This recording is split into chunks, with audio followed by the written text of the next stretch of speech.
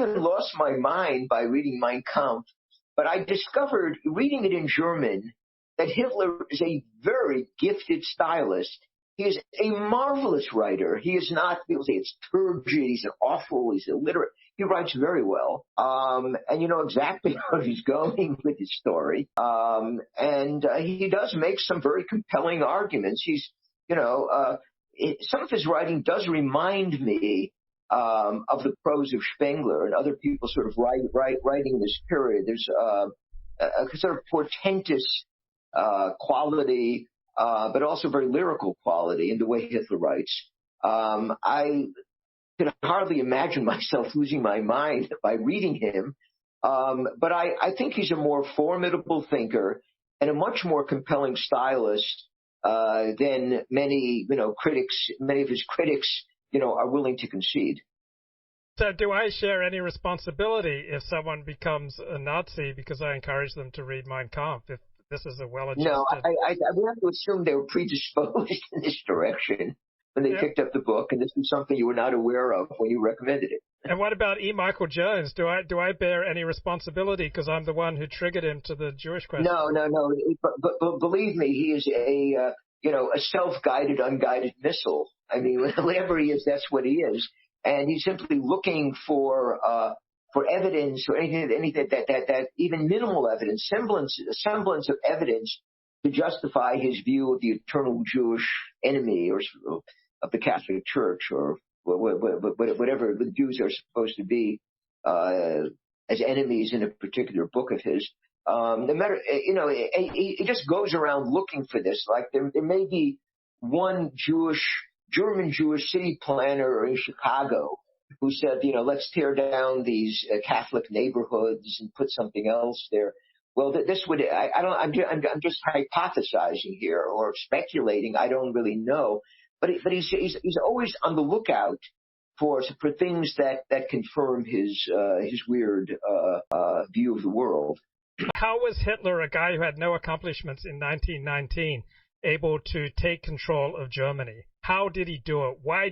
What was it about him that created such an enormous influence? I find it very hard to understand his mesmerizing power over the German masses from listening to his speeches, which do not impress me, and they're obviously staged, theatrical, they're almost corny. But they did have a tremendous impact. I mean, this is the argument that Joachim Fest makes in his Hitler biography. I mean, there is a kind of theatrical genius that you find in Hitler. It really is almost like a Wagnerian opera that he's staging. You look at the Nuremberg rallies; they're absolutely brilliant. It's not because any of the speeches is good. Most of them are, say, could have been delivered by Chicago politicians if they knew German. But it is the staging that's unbelievable. The uniforms, the fact that they have marches in the evening, torchlight marches, which make them look very, very impressive to people. This is, and his sense of staging was absolutely brilliant. I think this was a point that Max Reinhardt made, who was the famous Austrian Jewish director and somebody who plays an important role in creating, modern cinematic. That is, that Hitler was like a genius, so that even if the speeches are not, of course, when he would get up and give a speech, he would wait, and he would sort of start. People would be waiting there for 10 minutes before they would hear a word from him. But all of this was sort of carefully contrived to have maximal effect or optimal effect on the listener. Yeah, but there's been no major academic study of Hitler's rhetoric, and his speeches were incredibly effective. The content, he was able to articulate all the humiliations for the Germans. He was able to articulate their deepest fears. Then he was able to provide an explanation for them, essentially the Jews, and then he was able to inspire them. So it's from a book that Joseph Cotto reviewed, Hitler and Abductive Logic. So he was able to reason from inferences.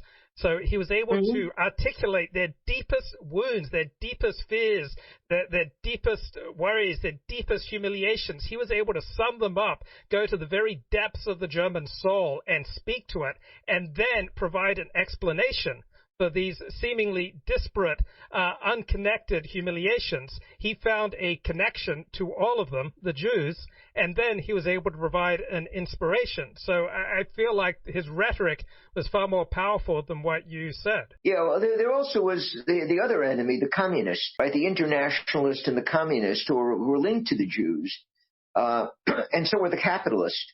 The bad capitalists. He distinguished between raffende Kapitalismus and schaffende Kapitalismus. Raffende Kapitalismus were the grasping capitalists. The other ones were creative capitalists. You see, they were nicer people.